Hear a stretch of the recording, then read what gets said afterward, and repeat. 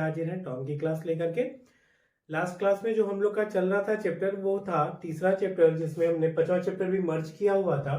तो फ्लाईव्हील हमारा समाप्त हो चुका है। अब उसी टॉम में तीसरे चैप्टर पे हम वापस आएंगे, जिसमें हमारा एक टॉपिक रह गया था जायरोस्कोप। तो उस टॉपिक को कवर करेंगे और इस तरह से हमारा तीसरा और प्लस पांचवा चैप्टर जो होगा वो दोनों क्या हो जाएगा, समाप्त हो जाएगा। तो जो हमारा अगला हेडिंग है वो है जायरोस्कोप। और इस टॉपिक को स्टार्ट करने से पहले हम आपसे एक बार फिर से रिक्वेस्ट करते हैं कि जिन लोगों ने अभी तक हमारे चैनल का सब्सक्रिप्शन नहीं लिया है या प्रीमियम नहीं लिया है तो चैनल को सब्सक्राइब कर लें। और हमारे सभी क्लासों की, चाहे वो फर्स्ट ईयर के हो, सेकेंड ईयर के हो या थर्ड ईयर के हो, हर सब्जेक्ट के आप प्रीमियम ले लें, जिससे सारे सब्जेक्ट में जो भी आपको क्लासेस प्रोवाइड किए जा रहे हैं वो रेगुलरली आपको मिलते रहे और आपका सिलेबस उचित समय पर कंप्लीट हो सके। ठीक है, आइए बढ़ते हैं अपने क्लास के टॉपिक की तरफ, जिसका नाम है जायरोस्कोप। जायरोस्कोप एक ऐसा पिंड होता है, मतलब ये एक ऐसा पिंड है जो स्पिन करने के साथ साथ, मतलब उसकी अगर एक एक्सिस है तो उसके परितः वो घूम रहा है, घूमने के साथ साथ उसकी एक्सिस भी रोटेट कर सकती है। ठीक है, जैसे हम एग्जांपल ले लट्टू का। लट्टू देखा है, लट्टू कितने लोगों ने भी नचाया भी होगा। तो लट्टू में क्या होता है कि वो अपनी जो किल होती है, नुकीली किल जो होती है, ये हमारा लट्टू है इस तरह से।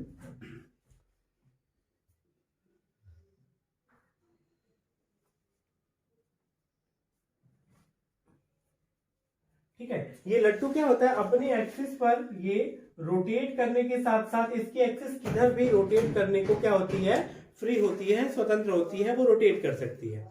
ठीक है, तो ये एक जायरोस्कोप का एग्जांपल है, लेकिन वास्तव में ऐसा जायरोस्कोप होता नहीं है।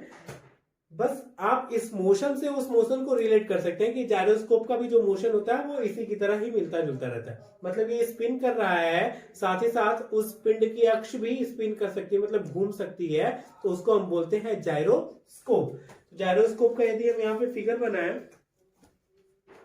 एक उसका सैंपलिंग नमूना लिया जाए जायरोस्कोप का, तो देखिए ये है हमारा एक एक्सिल। ठीक है, ये एक एक्सिल है।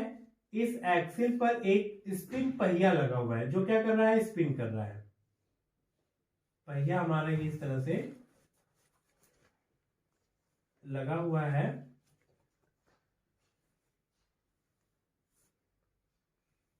और इसके अबाउट वो स्पिन कर सकता है। ये पहिया हमारा क्या कर सकता है, स्पिन कर सकता है। ये पहिया हमारा स्पिन कर सकता है। अब इसकी जो ये एक्सिस है, ये इस अक्ष के परितः स्पिन कर रहा है। अब इसकी एक्सिस जो है, ये जो हमारा एक्सिल है, ये हमारा पहिया हो गया, व्हील, और ये हमारी हो गई एक्सिल। ठीक है, अब ये जो व्हील और एक्सिल की असेंबली है, ये टिकी होती है एक और रिंग पर। इस पर एक रिंग पर टिकी होती है। ये रिंग है,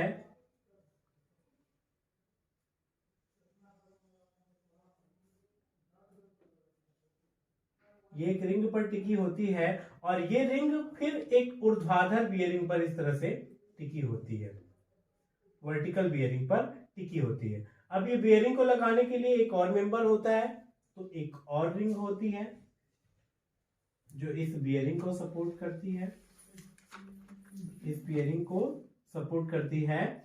और ये रिंग फिर से एक बियरिंग पर टिकी होती है, जो क्या होता है, इसके परपेंडिकुलर इस तरह से होता है। यहाँ पर ये क्षैतिज होता है सीधी। ठीक है, तो एक बियरिंग देखिए यहां पे लगा हुआ है और एक बियरिंग यहां पे लगा हुआ है। ठीक है, और ये जो बियरिंग होता है ये सपोर्टेड होता है एक फ्रेम से इस तरह से, और वो फ्रेम हमारा इस तरह से स्टेशनरी होता है। तो ये हमारा है जायरोस्कोप, एक हमारा ये जायरोस्कोप है। ठीक है, अब इसमें ये हमारा स्पिन करता हुआ व्हील है, ये हमारा रिंग व्हील सी है, इसको नाम दे दें सी। ये हमारा एक्सिल है, ये रिंग बी है और ये हमारा रिंग ए है। ठीक है, ये हमारा क्या है, रिंग ए है और ये हमारा रिंग बी है। अब इसमें यदि आप इसको मोशन करा रहे हैं, ये स्पिन कर रहा है, ये घूम रहा है, ठीक है, यदि इस पे बल लगाएं, इस रिंग बी पे अगर इस क्षैतिज दिशा में बल लगाएं तो ये पूरा का पूरा इस एक्सिस के अबाउट रोटेट कर सकता है इस तरह से। ठीक है, मतलब ये इस तरह से बेरिंग पे टिका हुआ है, ये इस तरह से टिका हुआ है और यदि ये समझ लीजिए ये आपका ये है, इस बेरिंग पे टिका हुआ है, जैसे इस पे बल लगाएंगे तो वो इसके अबाउट इस तरह से क्या कर सकता है, ये इस तरह से रोटेट कर सकता है, इस तरह से पूरा वो रोटेट कर सकता है। तो ये जो रिंग बी है वो पूरा रोटेट कर सकता है। अब यदि इस पर हम हॉरिजॉन्टल फोर्स लगाएं, इस दिशा में बल लगाएं, ऊर्ध्वाधर बल लगाएं, तो ये जो ए है वो इस दिशा में रोटेट कर सकता है, फ्रेम ए वो इस दिशा में रोटेट कर सकता है, लेकिन इस दौरान इसका स्पिन डायरेक्शन नहीं बदलेगा, ये स्पिन करता रहेगा अपने एक्सिस के एक्सिल के अबाउट, ये क्या करेगा, स्पिन करता रहेगा। तो ये जायरोस्कोपिक सैंपल है, नमूना है। जायरोस्कोप का क्या है, ये एक नमूना है जो चित्र में दर्शाया गया है।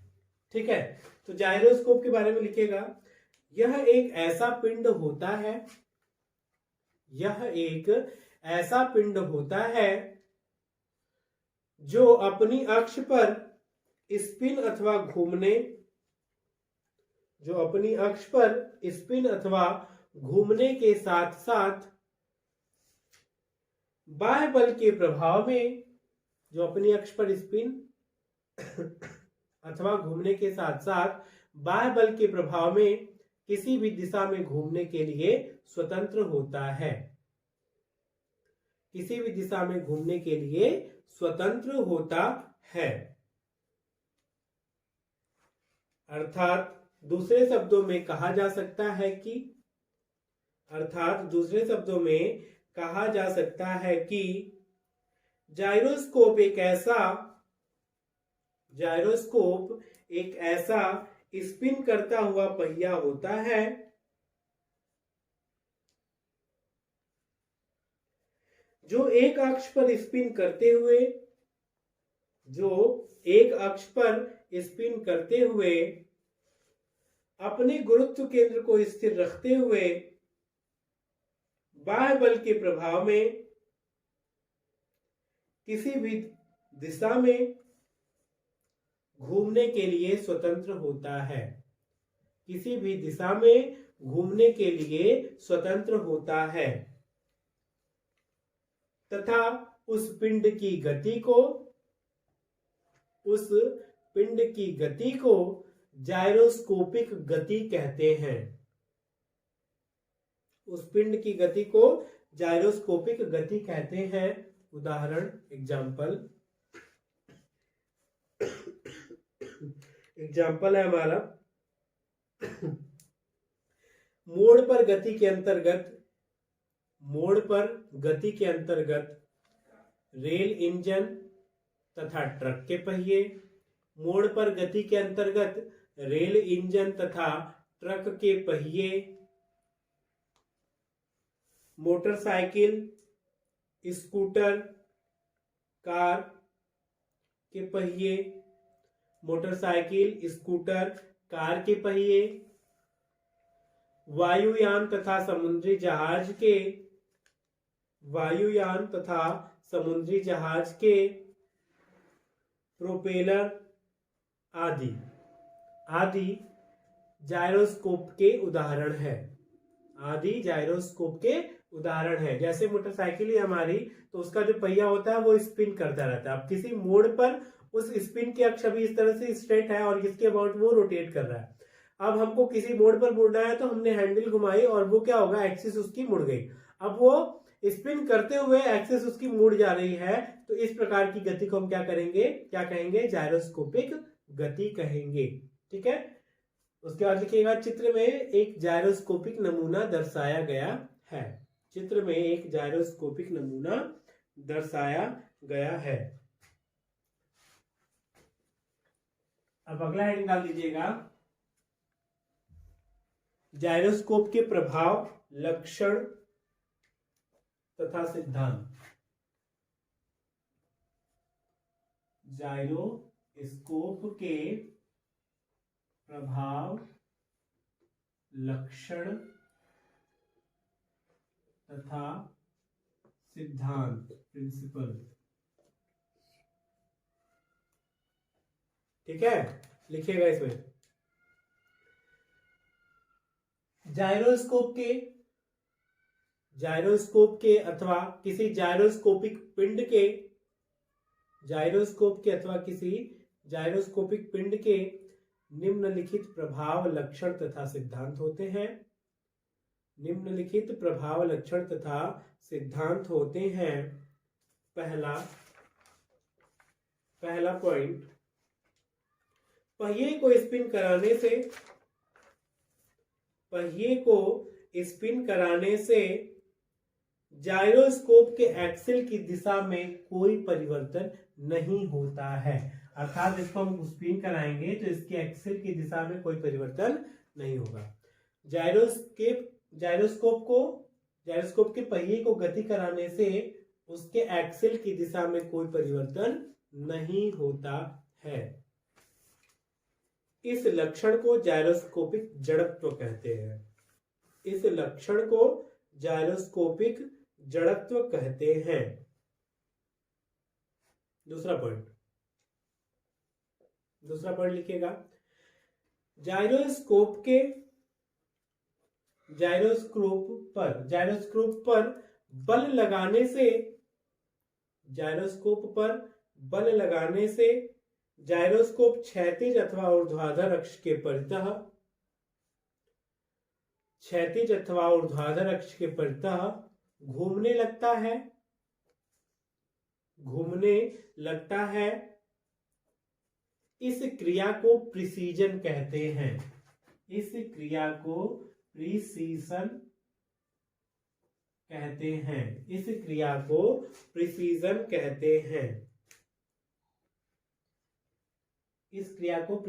कहते हैं।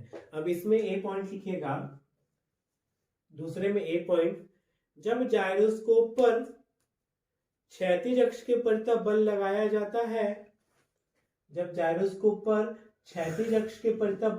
जाता है, ये लगाया बल इस तरह से, यहाँ पर क्षैतिज अक्ष के परितः बल लगाया जाता है तो वह ऊर्ध्वाधर अक्ष के परितः घूम जाता है।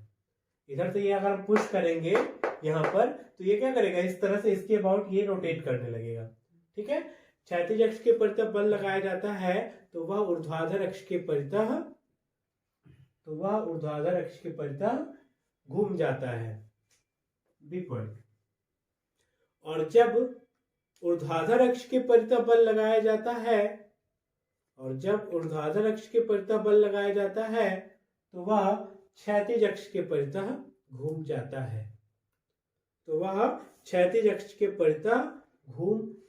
है। अब पैराग्राफ चेंज करके लिख लीजिएगा, यही एक जायरोस्कोपिक पिंड का प्रभाव लक्षण तथा प्रिंसिपल है। यही एक जायरोस्कोपिक पिंड का प्रभाव लक्षण तथा प्रिंसिपल है।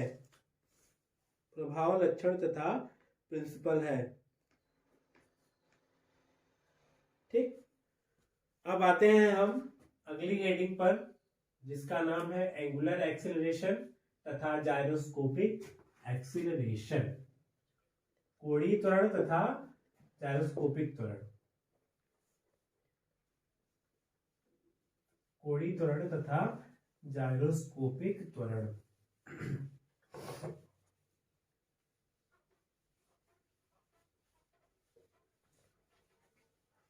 कोणीय त्वरण तथा जायरोस्कोपिक त्वरण। Angular acceleration and gyroscopic acceleration. ठीक, ये हमारा हेडिंग है। अब यहां पर देखिए, ये एक व्हील है,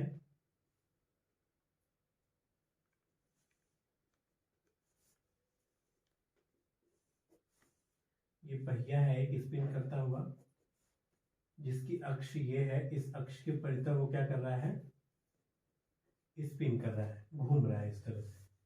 कितने से, तो ये ओमेगा कोणीय चाल से स्पिन कर रहा है। वो पहिया जो हमारा है वो ओमेगा कोणीय चाल से घूम रहा है। अब इस ओमेगा, चूंकि ओमेगा जो है वो हमारा एंगुलर वेलोसिटी है और ये एक सदिश राशि है, क्योंकि इसमें डायरेक्शन और मैग्नीट्यूड दोनों की आवश्यकता पड़ती है व्यक्त करने के लिए। तो इस ओमेगा को हम राइट हैंड रूल से, पिंड जिस दिशा में घूमता है उस दिशा में मुट्ठी को बंद करेंगे तो जो थंब होता है वो हमको एंगुलर, ये ओमेगा का डायरेक्शन देता है, जिससे हम वेग सदिश ड्रॉ करते हैं। तो ये हमारा घूम रहा है, इधर से देख रहे हैं, ये पॉइंट ऑफ व्यू है, ये पॉइंट ऑफ व्यू नहीं, डायरेक्शन ऑफ व्यू है आपका। यहां से हम देख रहे हैं, ये हमारा है डायरेक्शन ऑफ व्यू, इधर से हम देख रहे हैं। तो ये हमको किस दिशा में घूमता हुआ दिखाई दे रहा है, एंटी क्लॉकवाइज डायरेक्शन में। तो अब एंटी क्लॉकवाइज डायरेक्शन में अपनी मुट्ठी को बंद करेंगे तो ये हमारा एंटी क्लॉकवाइज डायरेक्शन में घूम रहा है, तो एंटी क्लॉकवाइज डायरेक्शन में मुट्ठी को बंद करेंगे तो अंगूठा इस दिशा में जाएगा, अर्थात इसकी जो गति होगी ये ओमेगा वो इस दिशा में होगी, इस बिंदु ओ से। तो इस बिंदु को अगर ओ मान लें और इस बिंदु को यदि एक्स मान लें तो ओ एक्स द्वारा इसको वेग सदिश द्वारा निरूपित कर सकते हैं। ओ एक्स क्या है, जो हमारा सदिश ओ एक्स है वो क्या है, हमारा ओमेगा वेलोसिटी को रिप्रेजेंट कर रहा है। तो लिखिएगा, चित्र में एक पहिया दर्शाया गया है, चित्र में एक पहिया दर्शाया गया है जो ओमेगा कोणीय चाल से एंटी क्लॉकवाइज डायरेक्शन में गति कर रहा है, जो ओमेगा कोणीय चाल से एंटी क्लॉकवाइज डायरेक्शन में गति कर रहा है। डेल्टा टी समय पश्चात स्पिन करती हुई प्लेट की अक्ष OX, स्पिन करती हुई प्लेट की अक्ष OX डेल्टा थीटा कोण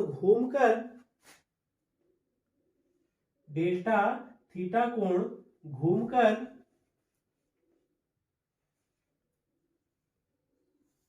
OX1 स्थिति में आ जाती है, OX1 स्थिति में आ जाती है। माना OX बराबर ओमेगा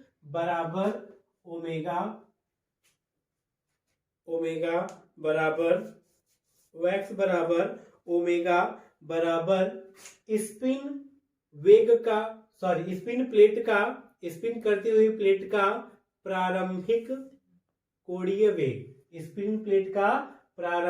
कोणीय वेग, OX1 बराबर ओमेगा प्लस डेल ओमेगा, क्योंकि जो परिवर्तन हुआ है डेल थीटा बटा dt हुआ है, तो ये हो जाएगा हमारा डेल ओमेगा।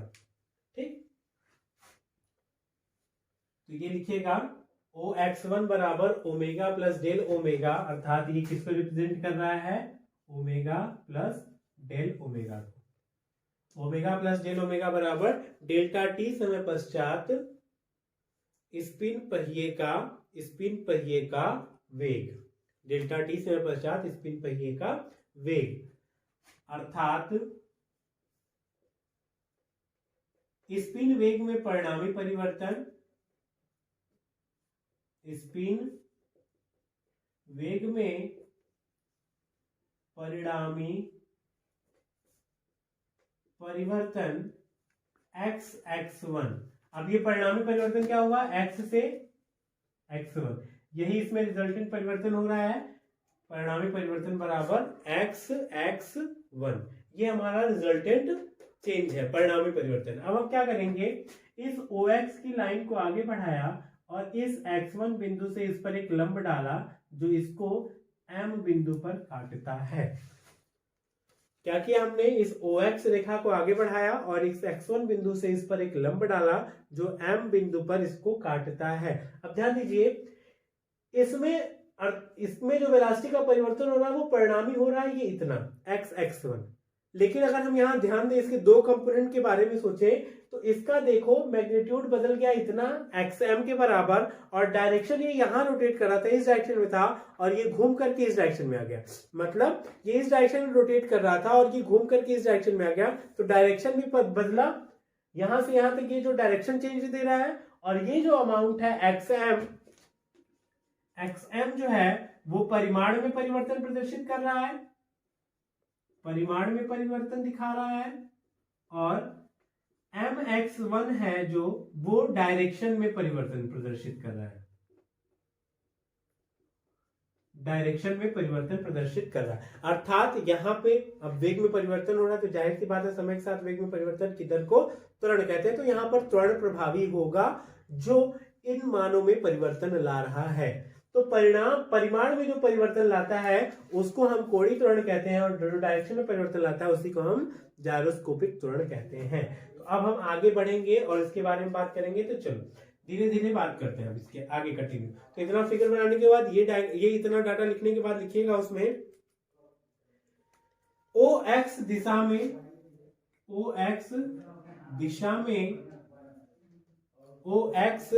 दिशा में प्लेट के कोणीय त्वरण का घटक, OX दिशा में प्लेट के कोणीय त्वरण का घटक अल्फा। अब कोणीय त्वरण है तो वो हमारा अल्फा होगा, और इसको हम रिप्रेजेंट करेंगे अल्फा टी से। क्यों? क्योंकि वो स्पर्शी है। कोणीय त्वरण का घटक क्या होगा? वेग परिवर्तन की दर, वेग परिवर्तन बटा डेल्टा टी। अब वेग में परिवर्तन कितना हुआ भाई? तो xm बटा डेल्टा टी, xm बटा डेल्टा टी है। अब इस xm को हम क्या लिख सकते हैं? इस xm को लिख सकते हैं om माइनस ox बटा डेल्टा टी। इस पूरे लंबाई में से इस पूरी लंबाई को घटा दिया जाए, इस पूरे om लंबाई में से ox को घटा दे तो हमको mx मिल जाएगा। अब देखो चूंकि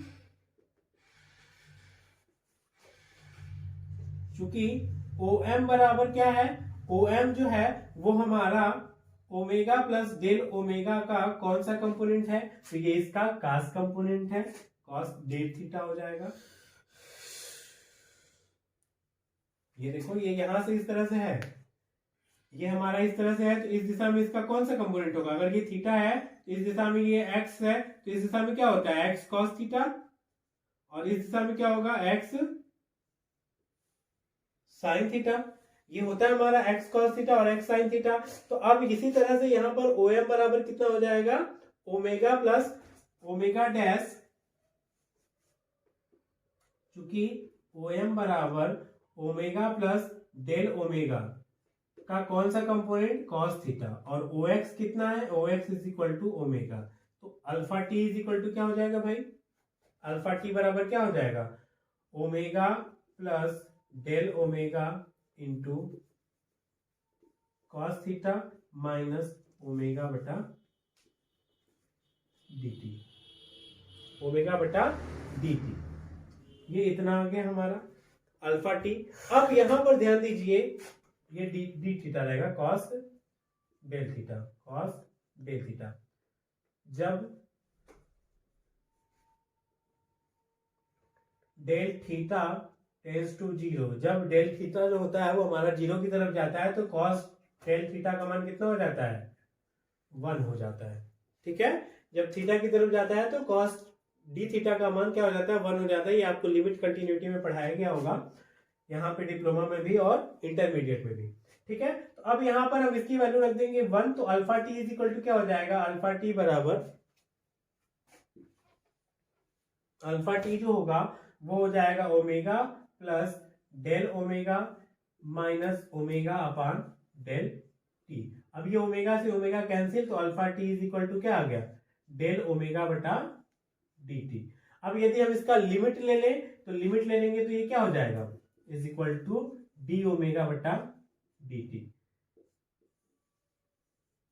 ये क्या है हमारा? Alpha T is equal to D omega बटा डी टी। यह है समीकरण नंबर 1, और ये OX दिशा में कोणीय त्वरण का घटक है जिसका मान आया हमारा डी ओमेगा बटा डी टी।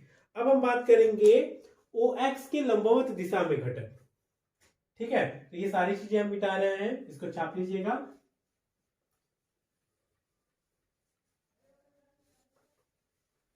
ओ एक्स के लंब दिशा में जो घटक होगा, जो परपेंडिकुलर डायरेक्शन में काम कर रहा है, ओ एक्स के परपेंडिकुलर डायरेक्शन में घटक, कोणीय त्वरण का, कोणीय त्वरण का घटक क्या हो जाएगा भाई, alpha C is equal to M X 1 बटा डेल्टा टी। अब एम एक्स 1 ये हमारा ओ एक्स है, तो ये हो जाएगा ओ एक्स साइन थीटा बराबर, ये हो जाएगा ओ एक्स 1 साइन डेल थीटा बटा डेल टी। अब ओ एक्स 1 कितना है, तो ओ एक्स 1 बराबर हमारा है omega plus del omega into sine del theta बटा डेल टी अल्फा सी। अब फिर से यहां पर वही लिमिट कंटिन्यूटी, यदि del theta tends to zero, del theta tends to zero, तो साइन थीटा का लिमिट कितना आता है भाई, थीटा टेंस टू जीरो, तो साइन थीटा का जो लिमिट आता है वो हो जाता है थीटा के बराबर। ठीक है, तो यहां पर हम इसकी वैल्यू रख देंगे, इसलिए अल्फा सी बराबर हो जाएगा omega plus del omega into del theta बटा डी टी। अब इसको हम तोड़ेंगे, सबको अलग अलग कर लेंगे, तो ये हो जाएगा ओमेगा इंटू डेल थीटा बटा del T plus del omega into del theta बटा डेल टी। अब ये सारी यूनिट क्या है, कम है, तो इसको हम कर लेंगे नगण्य। नगण्य मानने पर del omega into del theta बटा डेल टी को नगण्य मानने पर, नगण्य मानेंगे तो ये वैल्यू क्या आ जाएगी यहां से निकल करके, alpha C is equal to omega into del theta बटा डेल टी, डेल थीटा बटा डेल टी। अब इस अल्फा सी को हम लिख सकते हैं ओमेगा इंटू ओमेगा पी, और एक नया टर्म आपके लिए आया ओमेगा पी, जहां ओमेगा पी बराबर, जब ये हमारा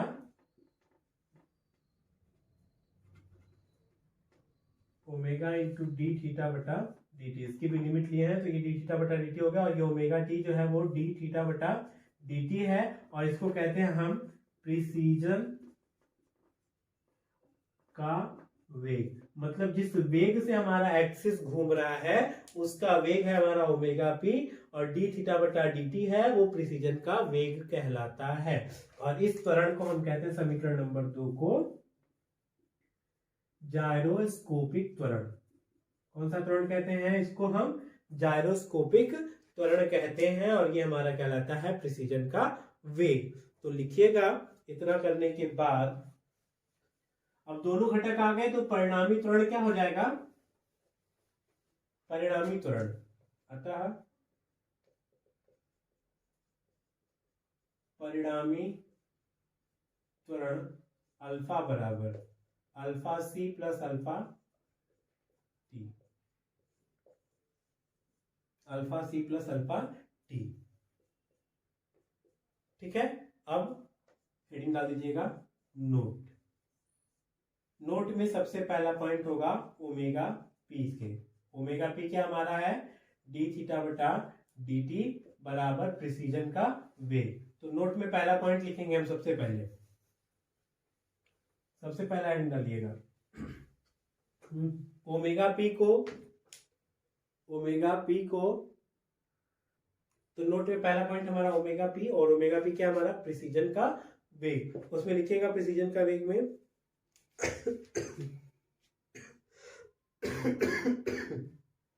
इसे प्लेट की स्पिन अक्ष का, इसे प्लेट की स्पिन अक्ष का घुमाव वेग भी कहते हैं। इसे प्लेट की स्पिन अक्ष के घुमाव का कोणीय वेग भी कहते हैं। यह स्पिन करती प्लेट के तल की दिशा में परिवर्तन की दर को बतलाता है। यह स्पिन करती प्लेट के तल की दिशा में परिवर्तन की दर को बतलाता है। ठीक है, ये हमारा था समीकरण नंबर 3। नोट 2 में लिखिएगा, जब पहला पॉइंट जब प्लेट के स्पिन तल की अक्ष स्थिर हो, जब प्लेट के स्पिन तल की अक्ष स्थिर हो अर्थात omega p is equal to d theta बटा D t is equal to 0, इसलिए alpha T is equal to 0, इसलिए संपूर्ण त्वरण अल्फा बराबर क्या हो जाएगा, अल्फा सी के मान के बराबर हो जाएगा। ठीक है, और अल्फा सी क्या है हमारा, डी ओमेगा बटा डी टी, इतना आ जाएगा। दूसरा नोट, जब प्लेट स्थिर वेग से गति कर रही हो, जब प्लेट स्थिर वेग से गति कर रही हो तो omega is equal to constant, omega जब कांस्टेंट हो जाएगा तो alpha C is equal to क्या हो जाएगा, 0, तो अल्फा बराबर क्या आ जाएगा, alpha T is equal to omega into omega P, ये वैल्यू आ जाएगी फिर हमारी। तो ये है हमारा आपका एंगुलर एक्सेलरेशन, टोटल उस पर कितना लगने वाला है, और ये हमको निकल के आया जायरोस्कोपिक त्वरण। जायरोस्कोपिक त्वरण की बात अल्फा सी से रिप्रेजेंट करते हैं और ये होता है ओमेगा इंटू ओमेगा पी। तो ये बातें हम लोगों ने डिस्कस की हैं आज के वीडियो में। अगर आपको आज का वीडियो समझ में आया हो तो हमारे इस वीडियो को लाइक कीजिएगा, और जिन लोगों ने अभी तक चैनल को सब्सक्राइब नहीं किया है वो चैनल को सब्सक्राइब कर लें, और अपने दोस्तों से, मित्रों से, यारों से कहिए कि जो भी लोग ने अभी तक हमारे क्लासेस के प्रीमियम नहीं लिए हैं वो प्रीमियम ले लें, जिससे वो अपनी पढ़ाई को सुचारू रूप से जारी रख सके। ठीक है, तो हम आपसे मिलेंगे अगली वीडियो में, तब तक के लिए धन्यवाद।